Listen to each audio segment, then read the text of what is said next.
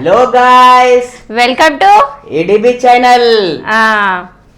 మన మొఘల రాజులు ఉన్నారు కదా, అవును, వాళ్ళకి ముచ్చెమడలు పుట్టించిన యోధుడు ఎవరు గుర్తా? ఛత్రపతి శివాజీ. వీరుడు, శూరుడు, ధీరుడు, ఉద్యమం, సాహసం, ధైర్యం, బుద్ధి, శక్తి, పరాక్రమ కలిగినటువంటి ధీరాది వీరుడు మన ఛత్రపతి శివాజీ. మళ్ళీ గొరిల్లా యుద్ధాన్ని ప్రపంచానికి పరిచయం చేసిన వ్యక్తి కూడా అతనే, ఛత్రపతి శివాజీ. అలాగే మన నావి ఉంది కదా, అవును, ఆ నావికి పితామహుడు కూడా మన ఛత్రపతి శివాజీ. తెలుసా నీకు? నావి మీన్స్ అంటే సముద్రంలో పడవల ద్వారా యుద్ధం చేయడం. అది కూడా దాన్ని పరిచయం చేసింది కూడా ఛత్రపతి శివాజీ అన్నమాట. అవును, అన్ని అసలు కులం వీరిది మతం అని ఏది పట్టించుకోకుండా అందరూ నాకు సమానమే అనేసి రాజ్య పరిపాలన చేసిన మంచి గొప్ప వ్యక్తి మన ఛత్రపతి శివాజీ. మళ్ళీ అంటే ఇతను ఎన్ని యుద్ధాలు చేసిండు, ఎట్లా ఎదుర్కొన్నాడు, అతని బాల్యం నుండి మరణం వరకు జరిగిన విశేషాలు ఏంది అనేది ఈరోజు తెలుసుకుందాం. సరేనా? వినండి మరి. ఇతను షాజాహీ మళ్ళీ జిజియాబాయికి 1630 ఫిబ్రవరి 19న జన్మించాడు. అవును కదా.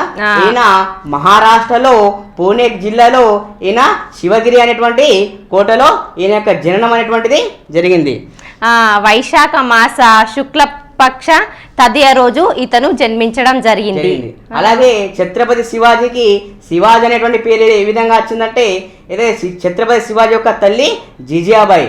ఈ జిజియాబాయి యొక్క ఎవరి భక్తురాలంటే ఈమె మహాశివ భక్తురాలు, శివ పార్వతీయుల యొక్క భక్తురాలు. తన యొక్క ఇష్టదైవమైనటువంటి శివుడు మరియు పార్వతుల యొక్క నామమే శివ అన్నట్టు వీరి యొక్క నామం శివాజీకి పెట్టడం జరిగింది.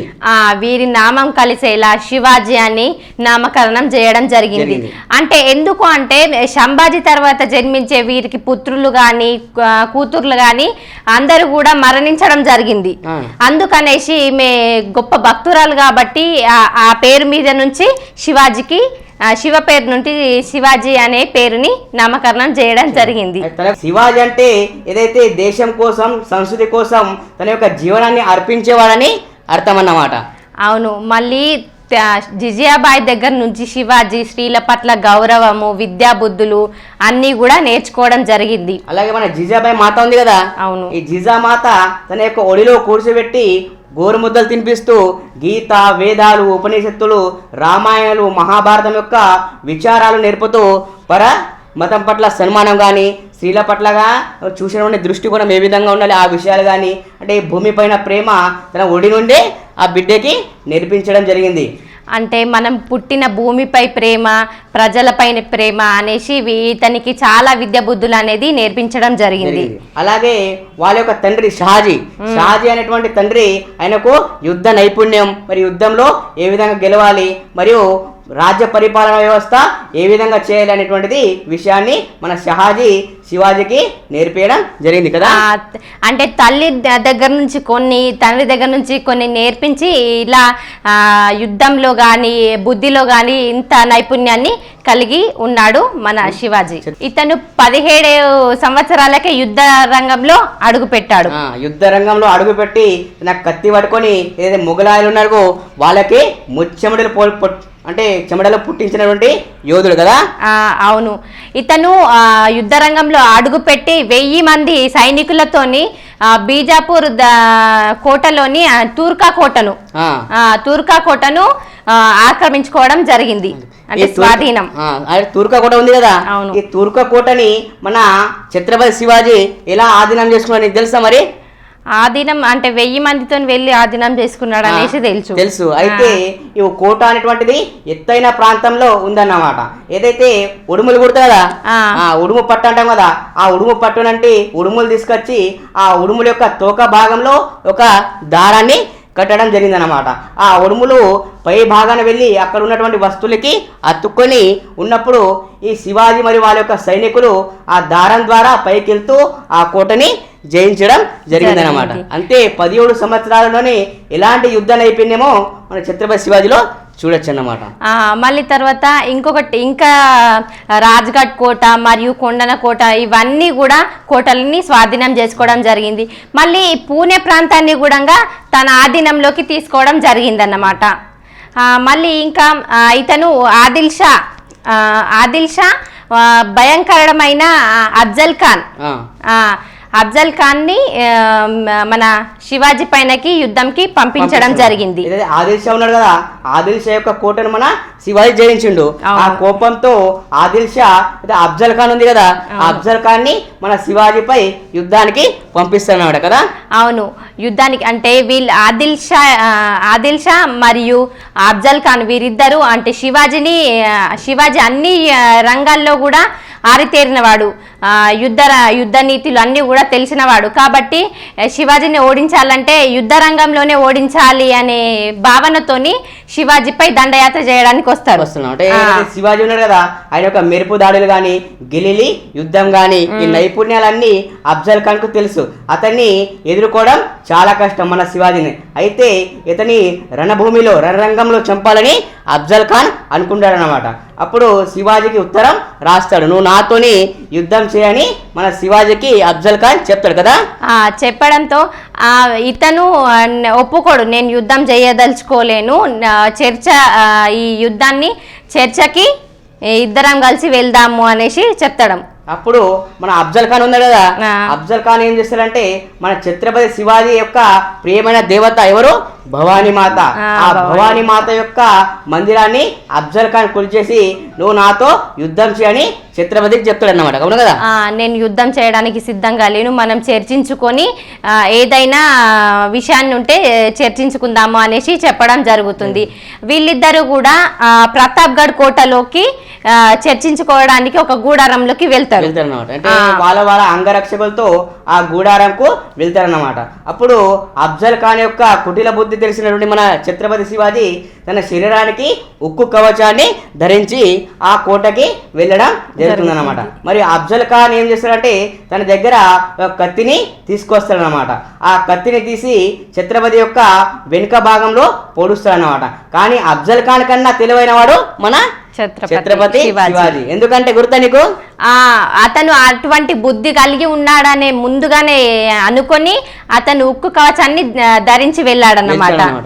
అప్పుడు మన ఛత్రపతి శివాజీ తన దగ్గర ఉన్నటువంటి పులి గోర్లతో ఉగ్ర నరసింహుడై ఆ అఫ్జల్ ఖాన్ ని మొత్తం తన యొక్క శరీరాన్ని చీల్చి చెండాడి ఆ అఫ్జల్ ఖాన్ ని చంపేస్తాడు అన్నమాట. అవును కదా, చంపేయడం జరుగుతుంది. 1657 సంవత్సరంలో మొఘలులకు మరియు శివాజీకి ఎటువంటి వివాదాలు లేకుండే. మన ఔరంగజేబు బీజాపూర్ సుల్తాన్ పై దాడి చేయడానికి వెళ్ళినప్పుడు ఔరంగజేబ్ కి సపోర్ట్ గా శివాజీ ఉంటాడన్నమాట. ఎందుకుంటాడంటే ఏదైతే ఔరంగజేబు ఉన్నాడు కదా, ఆయన ఒక కోటనిస్తా అని చెప్తే అతనికి సపోర్ట్ గా ఉంటాడు కదా. అయితే నీకు మద్దతు పలికిస్తాను, నేను మద్దతు ఇస్తాను అని చెప్పగానే వీళ్ళు యుద్ధం చేస్తున్నప్పుడు అంటే అడుగుతాడు, నీకు మద్దతు ఇస్తున్నాను కదా, అయితే నీకు బీజాపూర్ కోటను నాకు ఇవ్వు అంటే ఒప్పుకోడు దానికి. ఔరంగజేబ్ ఒప్పుకోకపోవడంతో ఔరంగజేబ్ మళ్ళీ తన మామ షయిస్తా ఖాన్ కి చెప్పడం జరుగుతుంది, శివాజీ పైన దండయాత్ర చెయ్యు, తన దగ్గర ఉన్న ఆయుధాలని మొత్తం కూడా తన మామకు ఇవ్వడం జరుగుతుంది. మరియు అతని దగ్గర ఉన్న సైనికులు కూడా తన మామకి ఇచ్చేసి ఆయనకు ఛత్రపతి శివాజీ మీద దండయాత్ర చేయమని చెప్తారన్నమాట. మన ఛత్రపతి శివాజీగా వీరుడు, శూరుడు, ధీరుడు, ఇక ఎందరు వచ్చినా కూడా కత్తికి నరుకుడే. ఏదైనా యుద్ధంలో శత్రువుని వదిలిపెట్టిన రకం ఎవరు, మన ఛత్రపతి శివాజీ అన్నమాట. శివాజీ అనుచరుడు అహ్మదాబాద్ పైన దండయాత్ర చేయడం అనేది జరుగుతుంది. మళ్ళీ అదే టైంలో శివాజీ కూడా జూనార్ పైన దండయాత్ర చేయడం జరుగుతుంది. దీంట్లో ఇద్దరు కూడా గెలవడం జరుగుతుంది. ఈ షయిస్తా ఖాన్ యుద్ధం చేసినప్పుడు శివాజీ అంటే షయిస్తా ఖాన్ పూణేకి వచ్చి అక్కడ ఉన్న ప్రజలందరినీ కూడా ముప్పు తిప్పలు పెడతాడన్నమాట. మొఘళ్ళు పెట్టిన ముప్పు తిప్పలకి అక్కడ ఉన్న ప్రజలు కూడా ఓర్చుకోలేకపోవడంతో వాళ్ళందరూ కూడా వెళ్ళిపోవడంతో శివాజీ కూడా ఓడిపోయాను అనేసి పూణే వదిలి వెళ్ళిపోతాడు. శివాజీ కట్టించిన లాలా మహల్లోనే ఈ షయిస్తా ఖాన్ అనేది నివాసం అనేది ఉండడం జరుగుతుంది. అలాగే మన ఛత్రపతి శివాజీ ఉన్నాడు కదా, ఈ ఛత్రపతి శివాజీ యొక్క సేనాధ్యక్షుడు మన తానాజీ అని తానాజీ చెప్పొచ్చు అన్నమాట. ఈ తానాజీకి మన ఛత్రపతి శివాజీ ఏమంటారంటే ఇది కొండగట్టు అంటే ఒక కోట ఉంటది అనమాట. ఆ కోటని జయించిరా అని మన శివాజీ తానాజీకి చెప్పడం జరుగుతుంది. అప్పుడు తానాజీ తన శక్తి సామర్థ్యాన్ని ఉపయోగించి ఆ కోటను జయించడం జరుగుతుంది. కానీ తానాజీ అంటే ఒక ప్రమాదవశాత్తు అక్కడ మరణించడం జరుగుతుంది. అప్పుడు శివాజీ ఏమంటారంటే కోట వచ్చింది కానీ సింహం వెళ్ళిపోయిందని కూడా మన ఛత్రపతి శివాజీ అక్కడ అనడం జరిగింది అన్నమాట. దానికి సింహగఢ్ కోట అనేసి పేరు పెట్టడం కూడా జరిగింది అన్నమాట. ఆయన పేరు మీద అంటే ఒక సింహం లాగా పోరాడిండు కాబట్టి ఆ కోటకు సింహగఢ్ అనేటువంటి పేరుని అక్కడ నామకరణం చేయడం జరిగింది. మళ్ళీ శివాజీ తన కోటను ఆక్రమించుకోవడానికి మారు వేషంలో వెళ్తాడన్నమాట. షయిస్తా ఖాన్ దగ్గరికి మారువేషంలో వెళ్ళి షయిస్తాని పొడవడం జరుగుతుంది. కానీ షయిస్తా తప్పించుకొని ఔరంగజేబ్ దగ్గరికి వెళ్ళడం అనేది జరుగుతుంది. అలాంటప్పుడు అతను తన కోటని మళ్ళీ చేరుకోవడం జరుగుతుంది. ఇతను సూరత్ పైన మళ్ళీ దండయాత్ర చేయడం జరుగుతుంది. ఎవరు? మన శివాజీ, ఛత్రపతి శివాజీ. సూరత్ పైన దండయాత్ర చేసి అక్కడ ఉన్న ధనాన్ని మొత్తం తీసుకొచ్చి మన సైన్యానికి మొత్తం బలోపేతం చేయడం అనేది జరుగుతుంది. అక్కడ ఉన్న ధనం కానీ అక్కడ ఉన్న గుర్రాలు కానీ అక్కడ నుండి మొత్తం ఆ సైన్యాలకు ఇచ్చి ఆ సైన్యాన్ని ఒక బలిష్టంగా ఒక దృఢిష్టంగా మన ఛత్రపతి శివాజీ తయారు చేస్తారన్నమాట. అంటే శివాజీ అందరినీ కూడా ఏ మతాన్ని కూడా అంగీకరించకుండా అన్ని మతాలు సమానము అనేసి చెప్పిన గొప్ప వీరుడు ఛత్రపతి శివాజీ. ఛత్రపతి శివాజీ కేవలం మందిరాలే కాకుండా కొన్ని మస్జిద్లను కూడా నిర్మాణం చేసిండు అనమాట, కట్టించడం. అలాగే మన ఛత్రపతి శివాజీ ఉన్నాడు కదా, శివాజీకి శ్రీ పరశ్రీ సమ్మానం కూడా తెలుసు అన్నమాట. ఏదైతే శివాజీ యొక్క సేనాధ్యక్షుడు ఎవరు? మన తానాజీ. తానాజీ ఒక మమ్మది అయినటువంటి రాజుని అక్కడ యుద్ధంలో ఓడించి అక్కడ ఉన్నటువంటి స్త్రీలని తీసుకురావడం జరుగుతుంది అన్నమాట. ఆ స్త్రీలను తీసుకొచ్చి శివాజీ ముంగట నిలబెట్టడం జరుగుతుంది. అప్పుడు శివాజీ ఏమంటాడంటే నా యొక్క తల్లిని నువ్వు అవమానపరిచావు అని అంటూ తల్లిని ఒక స్త్రీని ఒక తల్లిగా చూస్తాడన్నమాట. అప్పుడు ఆయనలో మనం ఏం చూడొచ్చు? పరశ్రీ పట్ల సన్మానం అనేటువంటి భావన మనం ఛత్రపతి శివాజీలో చూడొచ్చు అనమాట. ఛత్రపతి శివాజీ యొక్క వ్యక్తిత్వం అనేది చాలా గొప్పది నిజంగా చెప్పాలంటే. మళ్ళీ 1666 సంవత్సరంలో ఔరంగజేబు శివాజీని ఆగ్రాకు ఆహ్వానిస్తాడు. ఆహ్వానించి అక్కడ కొంచెం అవమానపరుస్తాడు. పెద్ద దర్బార్లో రాజులందరూ ఒక సైడు, శివాజీని ఒక సైడ్ కూర్చోబెట్టడం అనేది జరుగుతుంది.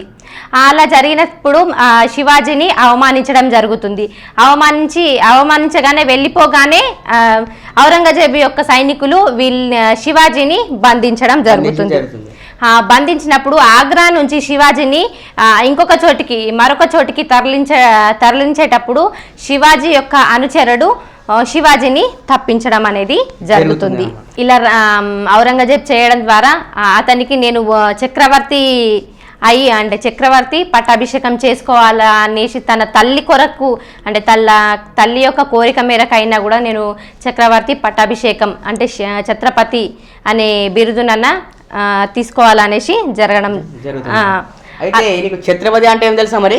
ఛత్రపతి అంటే గొప్ప వీరుడు, శూరుడు అనేసి అర్థం. తన కోసం తాను బతికేవాడు మనిషి, కొన్ని వేల మంది కోసం బతికేవాడే ఛత్రపతి. అవునవును. మళ్ళీ అంటే అక్కడ అంటే బ్రాహ్మణులతోనే కదా మనకి ఏమన్నా పూజలు ఏమైనా జరిగేటి. అయితే ఆ బ్రాహ్మణులు ఛత్రపతిని చక్రవర్తిగా ఒప్పుకోరు అన్నమాట. అక్కడ ఎవ్వరు కూడా విశ్వబ్రాహ్మణులు ఏ బ్రాహ్మణులు కూడా అక్కడ ఒప్పుకోరు. అక్కడ ఒప్పుకోకపోవడంతో 40 లక్షలు పెట్టి వారణాసి నుంచి గంగభట్టు అనే బ్రాహ్మణుని తెప్పించుకుంటాడు.